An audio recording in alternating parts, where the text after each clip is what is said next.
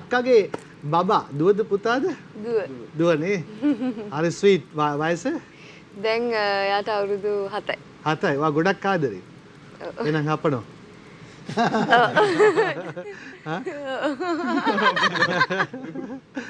කොහමද යාගේ වොයිස් එක කොහමද යා කතා කරන්නේ? යාගේ වොයිස් එක පොඩ්ඩක් ඉමිටේට් කරන්න. එහෙම ඉතින් බබා කතා කරන විදිහට ඔයා කතා කරන්නේ. එහෙම තේරෙන්නේ නැහැ නේද? අපි තේරෙන්න කතා කරලා බලමු එහෙනම්.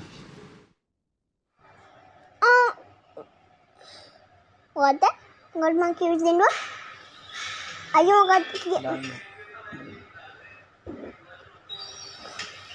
Happy to why you are to why you stay baby. Ayo. Oke, nawatan mang. බෑ Bag යන්න බා. ඇත්තටම එයාගේ වොයිස් එක නේද? ඔව් ඔයගොල්ලෝ එතකොට රෙකෝඩ් කළාද ඔය මේ?